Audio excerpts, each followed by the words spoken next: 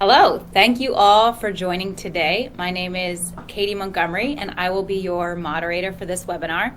The title of today's presentation is Accurate Modeling of Receptor Functional Response, GPCRs and Beyond. We'll be answering questions at the end of the talk, but please feel free to submit questions throughout the presentations in the Ask the Speaker area of the webinar portal. So I'd like to introduce our two speakers today, Lingla and Martin. Lingla is the Senior Vice President of Scientific Development at Schrödinger. He is responsible for advancing our physics-based computational drug discovery platform, and he obtained his PhD from Columbia University on methods to quantify the role of water molecules in protein ligand binding, on enhanced sampling of biomolecular simulations, and free energy calculations. And Lingla has published extensively in the area of free energy methods, development, and applications in drug discovery. And Martin Vergele is a senior scientist in the scientific and software development group at Schrödinger.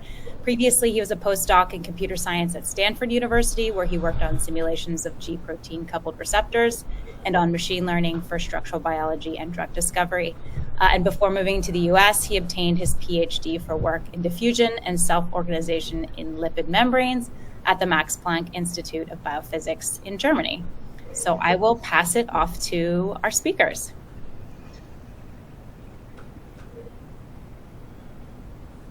So Martin, can you next slide? Yeah. Thank you everyone for joining this webinar. In this presentation, Martin and I will talk about some recent advances in our physics-based computing platform to accurately predict receptor function response upon ligand binding. So I will start with a brief introduction about the background research and the key findings. And then Martin will take it over to explain the detailed results, methods, and ongoing work to further extend the application domain. So as we all know, drug molecules achieve their therapeutic effects through binding to the protein binding pockets, either blocking or inhibiting the protein function, or changing the protein conformations to regulate the downstream single transduction pathway. In many cases, the efficacy of ligand is correlated with the protein ligand binding affinity. And Schrödinger has developed a FP method that can accurately, reliably predict the protein ligand binding potency. So the high level of accuracy and reliability of FP has been repeatedly demonstrated in the hands of many pharma and biotech companies, and generate large impact in many real-world drug discovery programs, identifying higher quality molecules faster and with higher success rate. So I want to start by highlighting a recent paper reporting the large-scale validation of 5+. The validation includes more than 60 chemical series and over 12,000 unique ligands, covering a broad class of protein targets and diverse chemistry. The pairwise RMC between FP prediction versus experiment is 1.25 kcal/mol, with error bars overlapping with experimental uncertainty surveyed on a large number of systems with multiple experimental binding affinity measurements.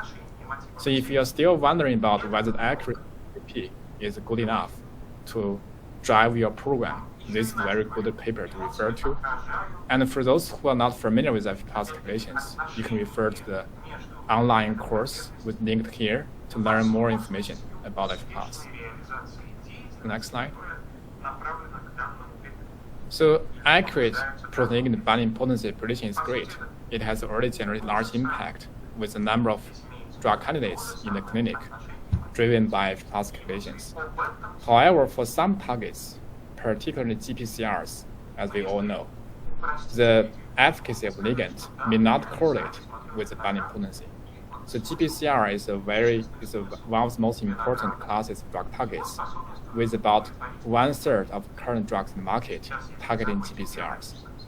And due to its very complex single transduction pathways, some ligands may bind to GPCR and stabilize the active conformation, therefore activate or enhance the GPCR function, while some other ligands may bind to GPCR, stabilize the inactive conformation, and therefore inhibit or block the GPCR function.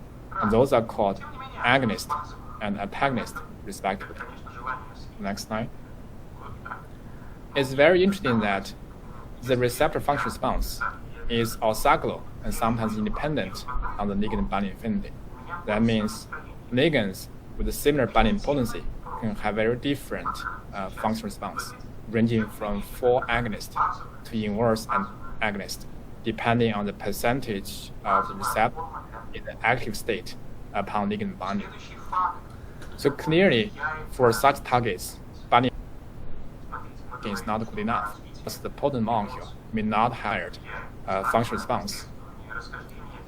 The time scale for the conformation changes between the active and the inactive state is very long for practical space simulations.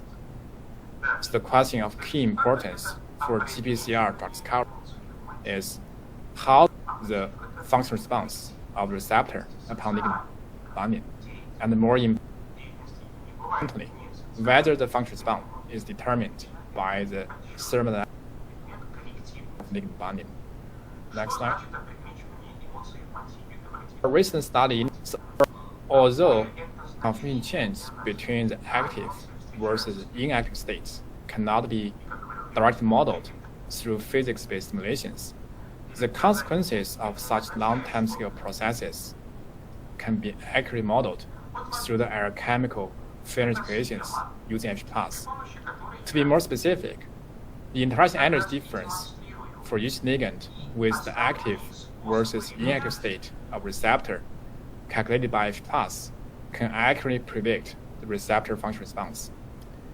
In this plot showing here, the y-axis is the ABFEP score difference for each ligand binding with the active versus inactive conformation protein.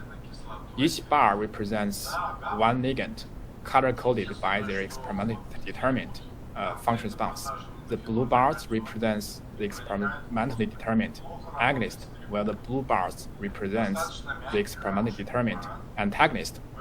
So take the beta-1 receptor on the upper left, for example. All the ligands calculated by F+ to have stronger interaction with the active conformation protein corresponds to experimentally determined agonist, while all the ligands predicted by F+ to have stronger interaction with the inactive state of the protein corresponds to experimentally determined antagonist with 100% classification accuracy. The same is true for many other receptors shown here, with only very few number of outliers. The validation covers a lot of GPCRs and also include one nuclear receptor. So this result indicates that the receptor function response upon ligand binding did determined by thermodynamics and also F+ calculations for the interactions between ligand with the active versus inactive state of receptor can accurately predict receptor function response. So with this, I will hand it over to Martin for him to explain the detailed methods, results, and also some ongoing work to further extend the gene domain. Martin, please take over. Thank you very much, Lingle. I will go through the methods first, explaining them on one example receptor that we studied. First, I will explain the thermodynamic reasoning behind our method, and then I will go through our simulation protocols to show how we manage this high accuracy in prediction.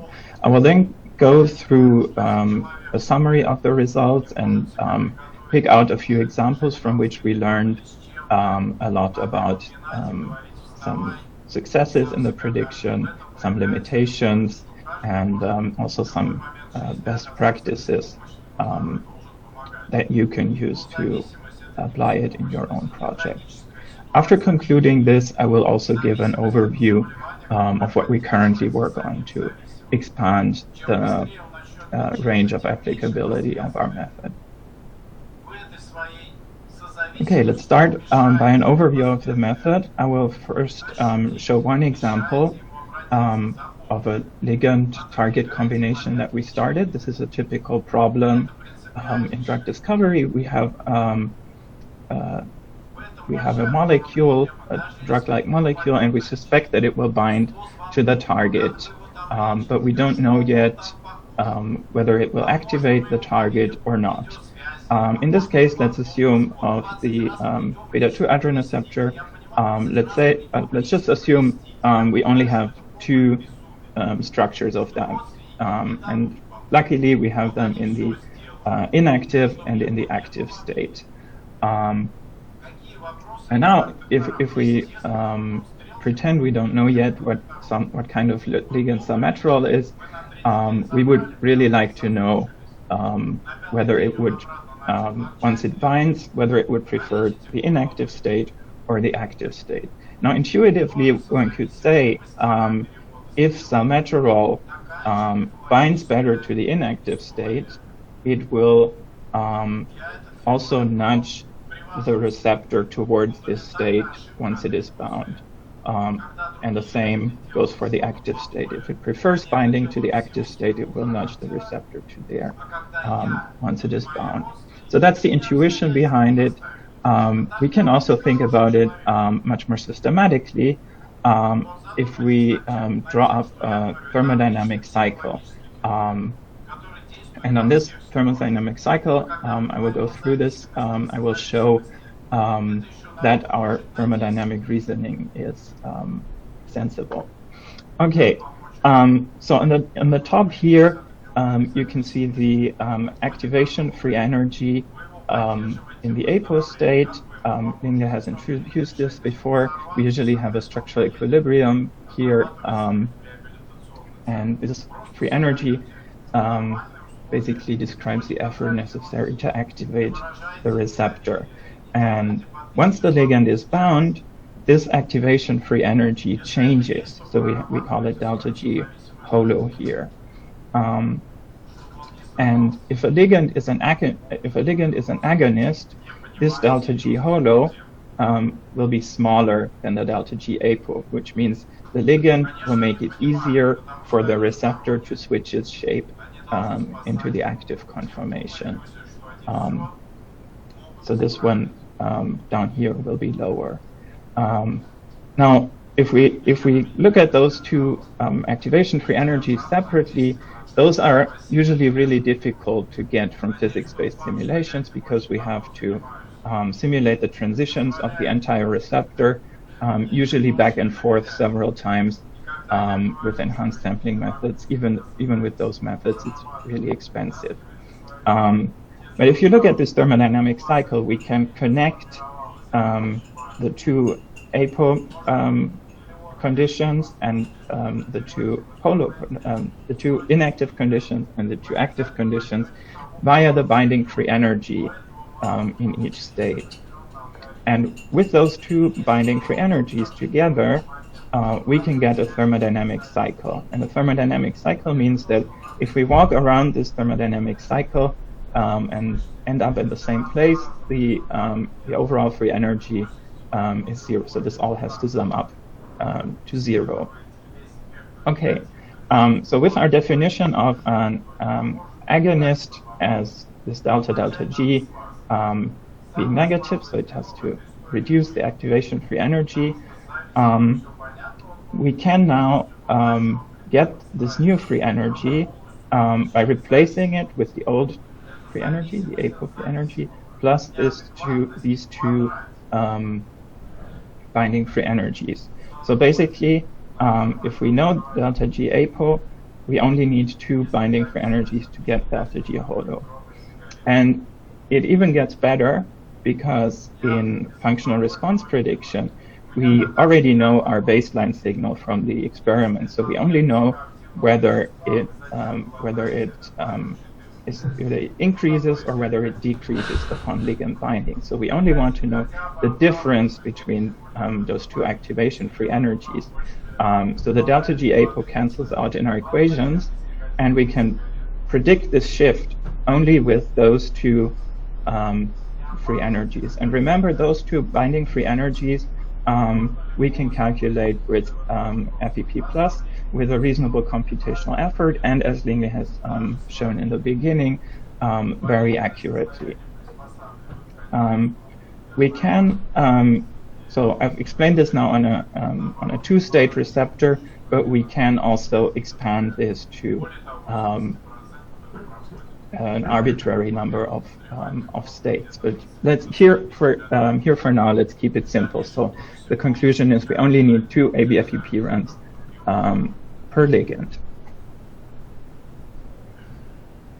Okay, so we can go back to this slide from the, or this image from the beginning with affinity and efficacy as orthogonal quantities. But now we have this this metric, this delta delta G, which is a very good predictor for whether a ligand is an agonist or an antagonist. So here we would say if it's smaller, it's an agonist, and if it's larger, it's an antagonist, and we would expect it to separate along this axis. And note, to calculate this delta delta G, we can use the same software, FEP Plus, that we use to get the overall binding free energy, which is a measure for the affinity, so we don't have to learn any new computational techniques, which I think is very nice. Let's go back to our initial example, salmeterol. If we calculate the binding free energies to each of the 2 receptor conformations, we see that it binds quite well to the inactive state, but it binds even better to the active state. Now, this leg of our thermodynamic cycle is longer than this one. So to get from this point to this point via these 2 different ways, we can conclude that this delta G holo here has to be smaller, like more negative than delta delta G apo.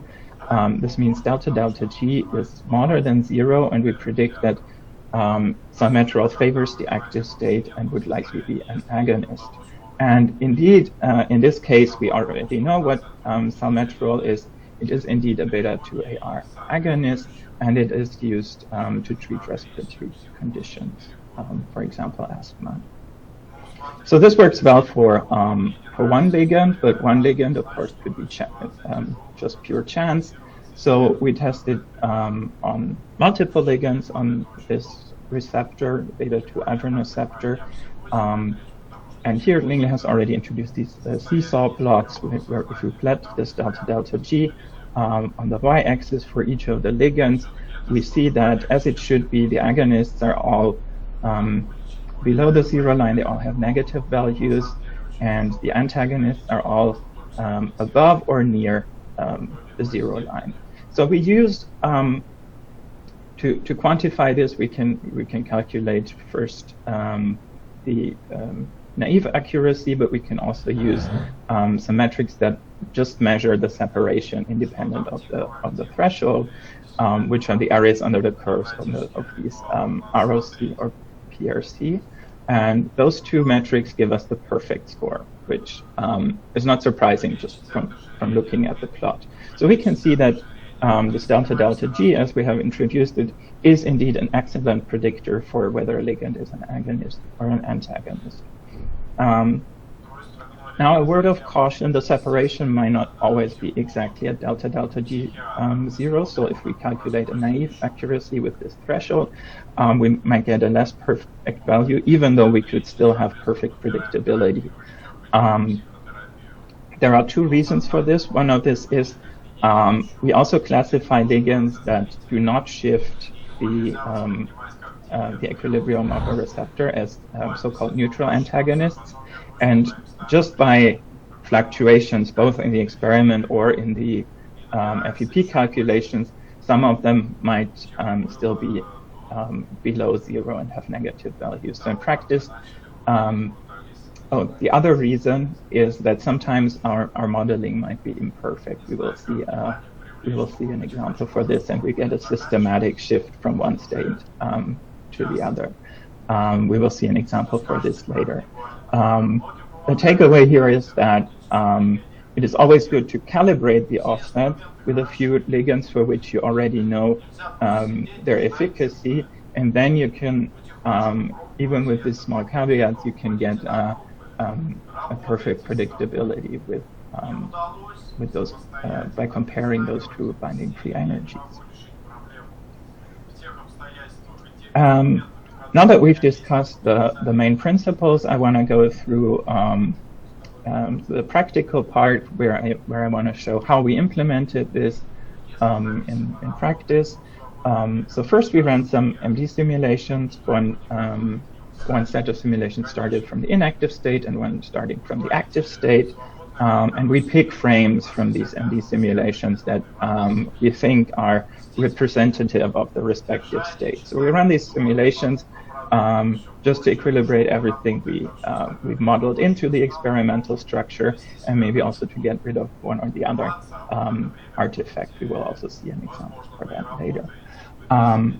We then take these representative structures, and then within these structures, we replace the ligand with which we run the simulation with the ligand we want to test, and we do that with both structures. So we get those pairs here of two structures for each ligand. Now, depending on how much information you already have about the ligand, you can use various strategies. So we used in our study, if we already had experimental structures for a ligand, we used those, even though we didn't use the exact structures as a template, but we just used the best possible information that we could get about the binding pose.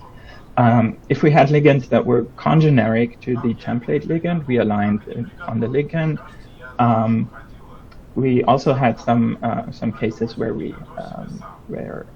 no such information was available, and then we could either use maximum common substructure docking, that we detect a maximum common substructure with a known ligand and align it there, and then align the receptor to the template, copy the ligand over. And in some even more difficult cases, we use IFDMD, which is also a very nice Schrödinger workflow. With the abbreviation stands for induced fit docking plus molecular dynamics. It's a bit more elaborate, but it works really well for ligands for which you don't know much in advance. Okay, so with those starting configurations, we then ran absolute binding free energy perturbation. As a short recap of what ABFEP, how it works. In FEP general, we perturb the Hamiltonian, like the energy function of the system. And for absolute binding FEP, what we do is we fade the ligand in and out along the so-called lambda parameter. Lambda 0 means the ligand is completely gone. Lambda 1 means the ligand is completely there. And if we use enhanced sampling along this lambda coordinate, we can calculate the free energy difference between the two states, ligand unbound and ligand bound.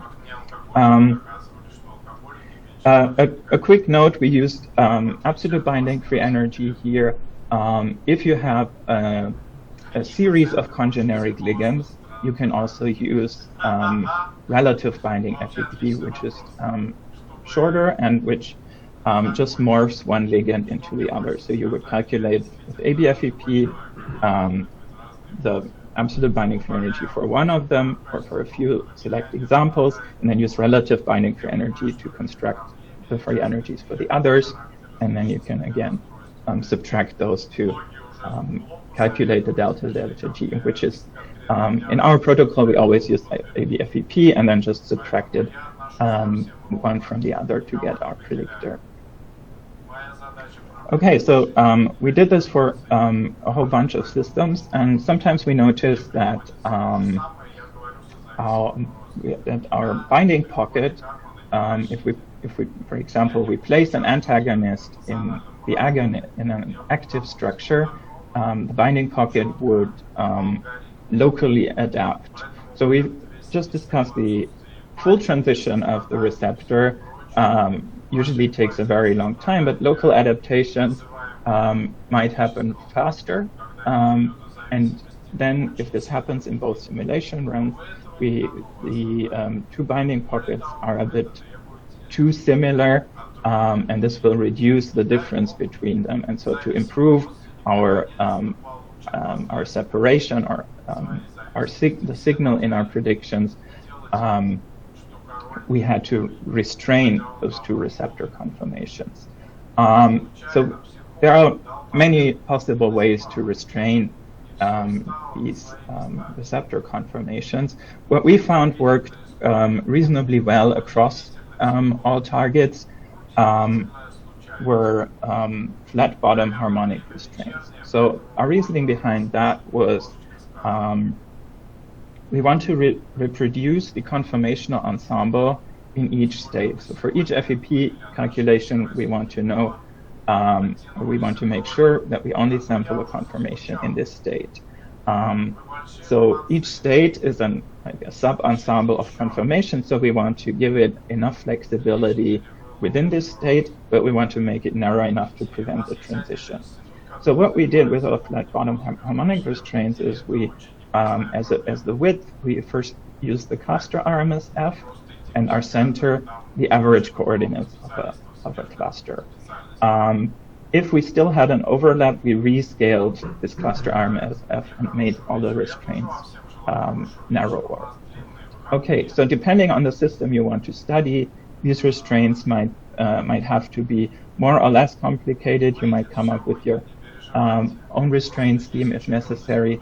But for us, like only restraining backbones, the alpha with flat bottom harmonic, this worked across most of our stimulated systems. I want to emphasize again, like here, especially those centers of your state, but also the restraints, like the fluctuations around them. This is where you introduce the knowledge about your target in the simulation. So this is very worth spending some time on at the beginning of a project to get those relevant states right.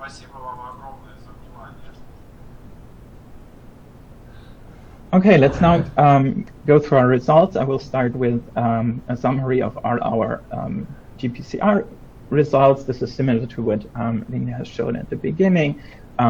Just wanted to mention this quick difference that I introduced. So with this naive threshold of delta delta G equals 0, even with that, we get 95% correct predictions of our data set. Now, if we allow for this threshold to be adapted for each ligand, like if we look more into the separation instead of just negative or positive, we can even get up to 98% correct predictions. Admittedly, these were all kind of nice targets because we all had experimental structures for them already. There were some papers already published about the modeling, so we tested it, basically our method under near optimal conditions, but with near optimal conditions, we got near optimal results. So what we can conclude from that is that our thermodynamic reasoning behind this method is correct, and that FEP Plus is accurate enough to implement this method and to get these good results. Okay, so far I've only shown the ligands as like numbers below the bars. Now I want to show you a bit what these ligands look like and demonstrate that our approach works across a diverse set of issues within chemical space. So one problem we often encounter in drug discovery are so-called activity cliffs. This is when a molecule changes by a bit, only by a bit, but then qualitatively changes its function. For example, here, naloxone on the delta opioid receptor is an antagonist, but we add just a small hydroxyl group, and or we remove this group, then it becomes nalorphine, and on the delta opioid receptor, it is an agonist. Now we capture this change in our predictions, which are shown here. So here from about 0 to a negative value, and again, if instead we add this big group here, we go from an antagonist to an agonist, and also that one we capture correctly. Now I've picked those 3 molecules because of an interesting fact that here nalorphine shows a different behavior at the mu opioid receptor. So here we don't have an activity cliff along the molecule, like the small molecule ligand, because here it even gets more antagonistic. However, we have basically an activity cliff for the two similar receptors. So so we can conclude that for activity cliffs, even along the ligand and along the receptors, we can predict them correctly. Another nice example was this ligand here, LJ4517, for which, if you just looked at it, if you know a lot of ligands for the adenosine receptors,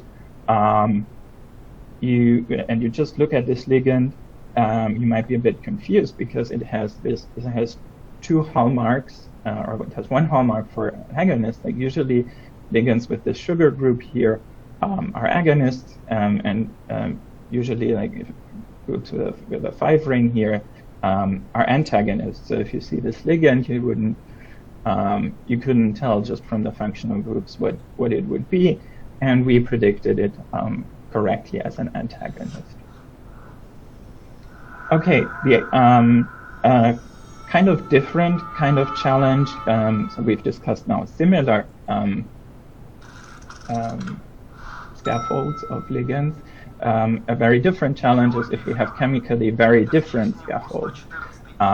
So if you look here, for example, for the serotonin 2A receptor, we have those two templates, and all of those ligands we tested and predicted correctly are different, are very different scaffolds.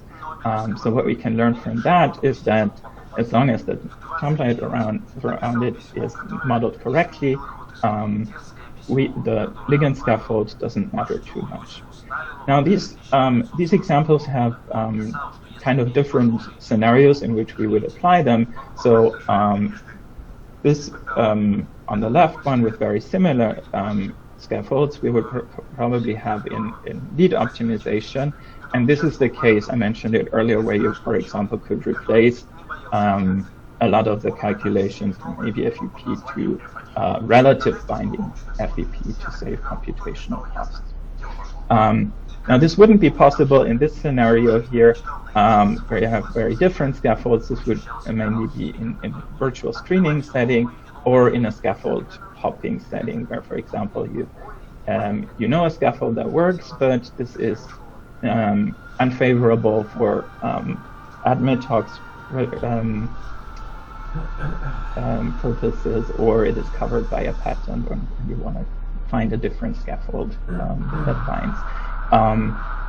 Okay, so we have shown a lot about what works well. I also want to show one limitation. I mentioned it. Precondition is that you have good template simulations and good template structures. But some ligands may induce conformational changes that are not captured in these template simulations and not sampled in the ABFEP simulation. For example, this ligand here, LUF5833, and the adenosine receptor 2A induced such a conformation. Here, if you look at the orange and the blue structures, these were our templates. And in both of those templates, we had a salt bridge here between those two extracellular loops. And using those two templates, we wrongly predicted this ligand as an antagonist. In this case, we were able to figure out why we predicted it wrong, because there is a structure for this ligand, which we did not use in our prediction. And this structure shows this extracellular loop 3 here, like this histidine pointing outwards, having like a very different conformation that has neither been present in our template simulations nor been sampled in the ABFEP simulations. Now, if we had wanted to improve our model for the A2A, like in an active drug discovery campaign, we could have remediated this issue by adding an additional template into our model. So I mentioned at the beginning, you can generalize this 2-state receptor to a 3-state or even more states. So you can include additional templates as you go on. And as you figure out issues with predictions, you can improve on your model by including more of them. Okay, I also mentioned in the beginning that we use MD simulations before we start our ABFEP calculations. This is, like, for the first reason is, of course, to get a dynamic picture of the target at hand, but also to remove some experimental artifacts, for example, from crystal structures. We tested this explicitly for the delta opioid receptor, where we saw a quite large difference between the simulation and the crystal structure. So here on the left of these scatter plots, you can see our here we would expect the agonists to be below the diagonal and the antagonists above. So here we get very good prediction from our restraints, as usual, defined for MD simulations. But if instead we restrain our ABFEP calculations to the PDB structure, we get a quite systematic shift here along the active axis. It's not the same value of shift, so it affects the tight binders more. So we, in total, we get a worse predictivity. The reason for that, we think, is that in the PDB structure, in the crystal structure, this receptor is resolved together with a crystal made, basically the same receptor turned around, and it forms a contact down here. And this contact pushes this transmembrane helix 7 into the binding pocket. It doesn't affect ligand, like the ligand structure, too much. However, for most of these ligands, the binding pocket will be too small, so we will get higher binding free energy, meaning they will bind a bit less favorably to this structure than to the one that it relaxes to very early on in the simulations. Okay, so now we know why we do these MD simulations in the beginning. I've talked a lot about the template by now, but the other important part are the ligand poses. And I want to discuss how important they are and show their importance on an example that we encountered when we tried to compare our method to other simpler methods from the Atom 3D benchmark set. This benchmark set was designed to test machine learning methods that work on three-dimensional structures. And one of the challenges was to predict the ligand efficacy. The disappointing result in this benchmark was that none of the machine learning models, even the most elaborate ones, were not able to beat a simple docking score. Here is, of course, Schrödinger's slide. And here we have, like for some receptors, even the docking scores gave very bad results, such as for the adenosine receptor A1 here. So basically, if you look at the scatter plot, you cannot distinguish agonists from antagonists. So we picked this receptor because it was a particularly bad performance, even with Glide. So this data set provides the poses from docking. But if we ran it on those poses, we already saw a much better performance, which you can see if you look at the scatter plot, but also if you look at our accuracy metrics.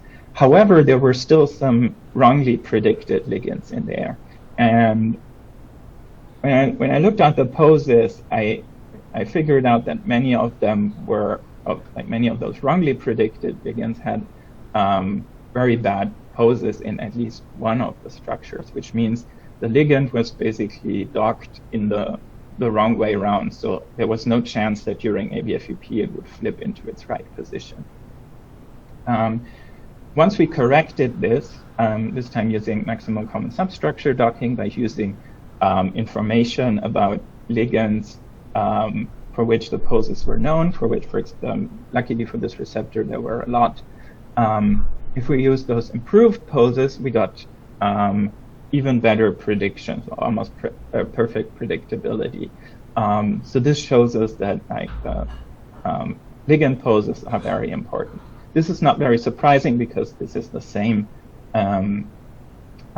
issue that you have when you run FEP plus on just one structure and you want to know just the normal binding affinity. Okay, so I've discussed all of what I've shown so far on G protein coupled receptors, just because they're so important and there are many structures around. But we also wanted to know, does it work beyond GPCRs? Do we have other? Does it work with other receptors or other proteins that you can switch on and off? So we picked the retinoic acid receptor alpha, which is a nuclear receptor involved in gene transcription and also a quite popular class of drug targets. This receptor had two structures available, one active and one inactive. And in our template MD simulations, we saw that the ensembles between active and inactive conformation did not overlap. So in this case, we did not even use restraints. But even then, we got a perfect separation. And like here, one of them was below the 0 line, but very much near it. So we get perfect separation between agonists and antagonists. So this makes us very optimistic that efficacy prediction by FEP works for every protein where you can where you can sufficiently sample and sufficiently distinguish the active from the inactive state, or whichever states are relevant for the mechanism you want to look at. Okay, we're at the end now of going through the results and examples. So I want to summarize what we have learned. So what the takeaway messages are. First, our study, in summary, shows that we can actually predict the functional response of a receptor just by using the ligand's free energy to active and to inactive structures. We have also shown that our workflow using FEP Plus achieves excellent performance, and we have tested it on 8 GPCRs, 1 nuclear receptor. All of them are super important drug targets. So take-home message is that FEP Plus, which is a great method to model binding affinity, can also be used to model the ligand's efficacy. Okay, from the examples I've shown, we could derive like a small list of kind of preconditions and best practices. The most important one is that you know the relevant conformational states of the receptor.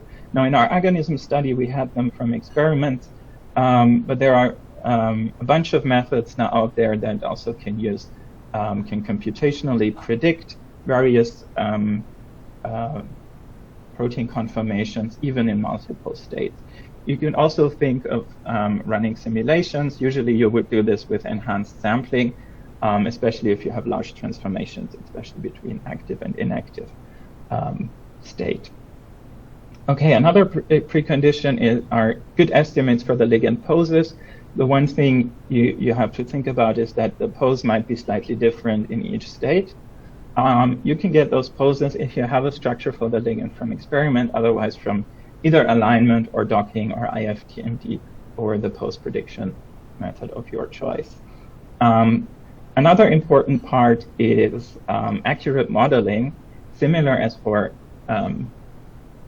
FEP Plus in general. It is a very precise method, but this also means that you have to be very precise in the modeling of your receptor structure of the ligand, so like poses or protonation states, ions, that you get this, that you get reasonable starting conformations for that.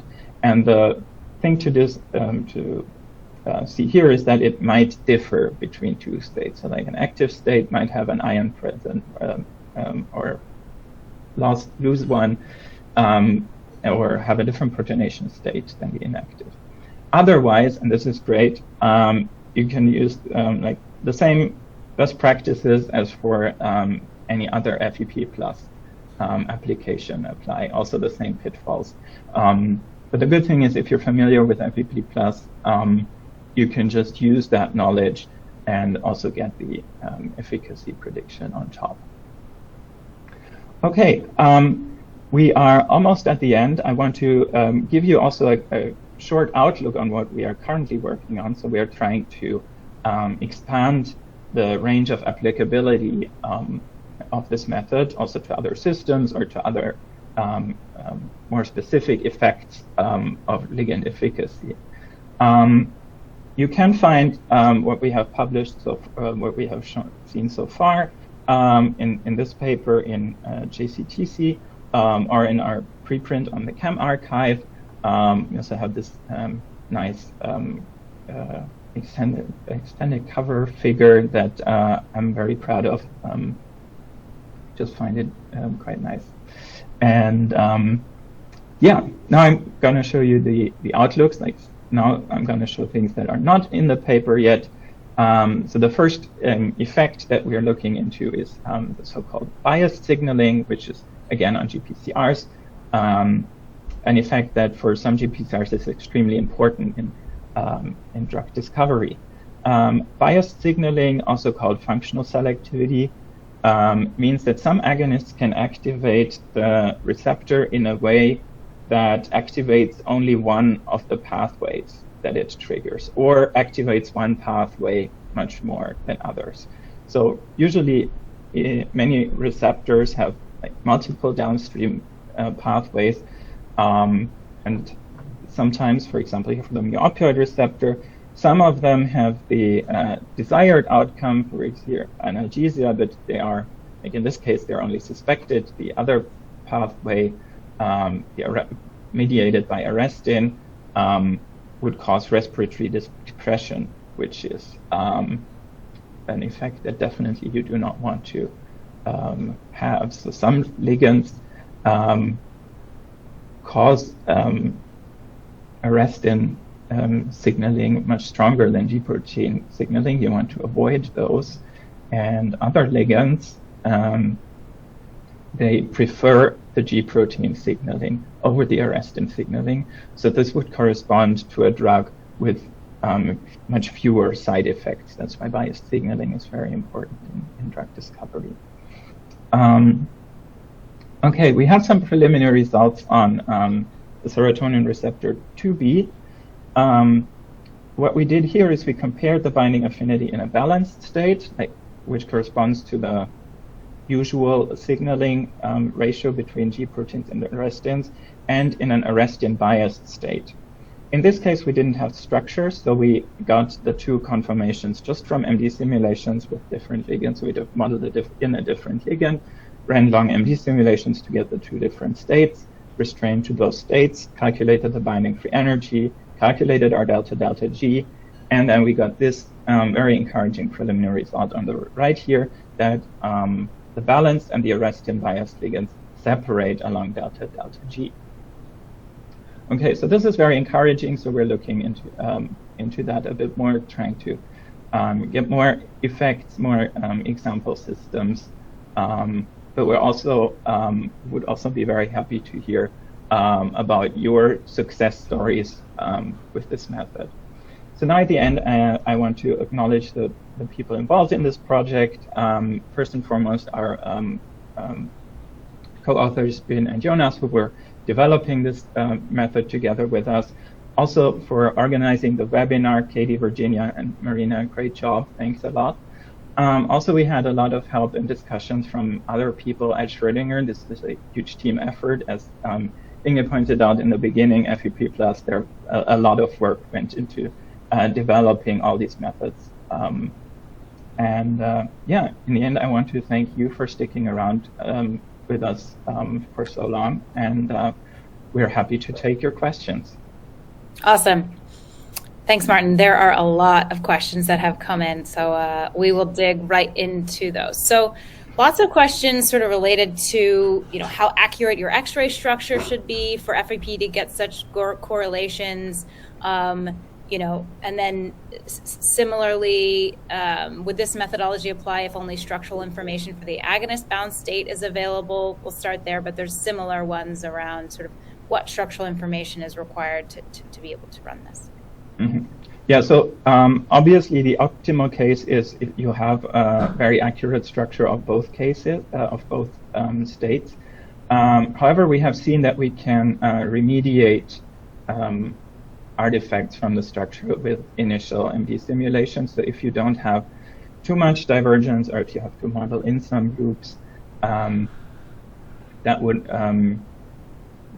you can still get to a good structure. So one thing I would recommend is always to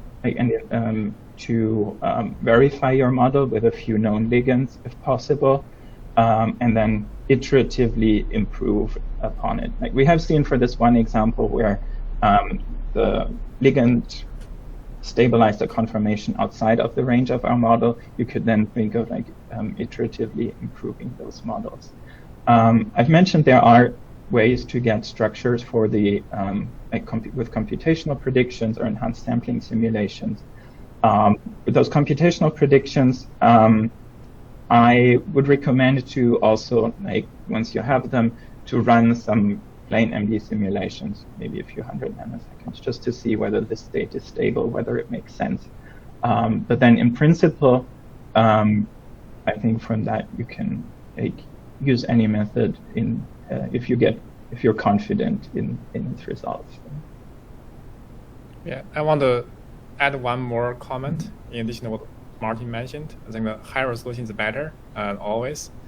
We have a lot of success stories from FEP using lower resolution structures, even from cryo-EM. So the key is that you have some compounds, you know the activity, or you know the SCR, so you validate some models. And then also by validating the FEP plot results on this known compound, you kind of can refine your model to make sure it performs as expected in terms of accuracy before you move to prospective studies. So even with 3 actual resolution structures, we have many success stories of applying FEP on those structures.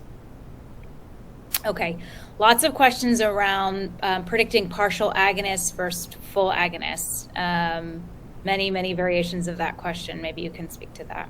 Yeah, so in that study, we did not include partial agonism, so we lumped it together with full agonism.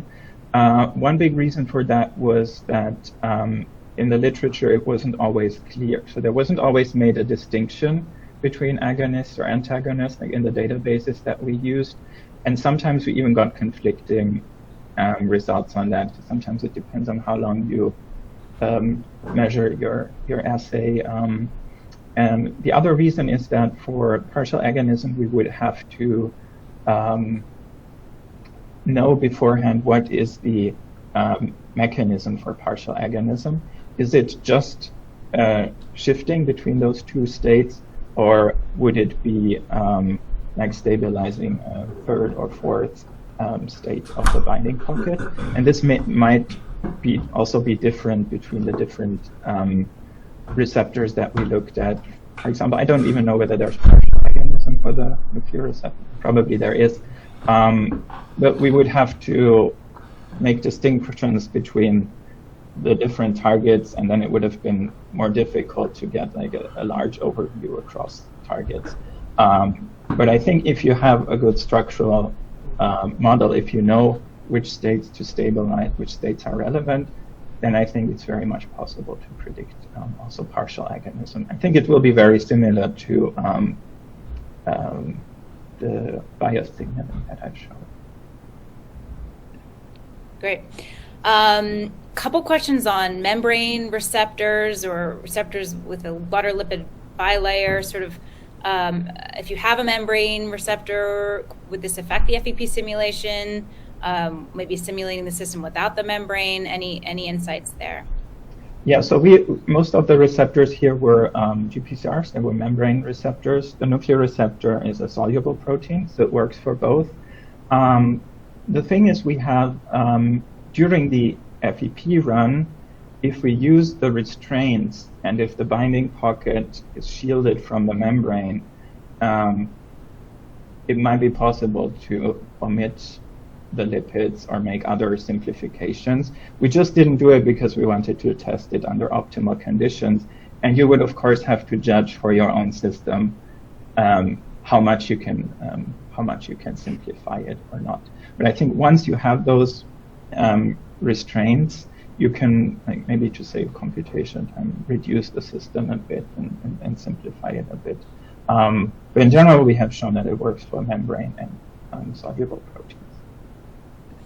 Yeah, just in general, for FE Plus on membrane-bound proteins, we have automated protocol for the setup of the FEP for such systems that will include relaxation of the lipid water systems before you run FEP. This is fully automated.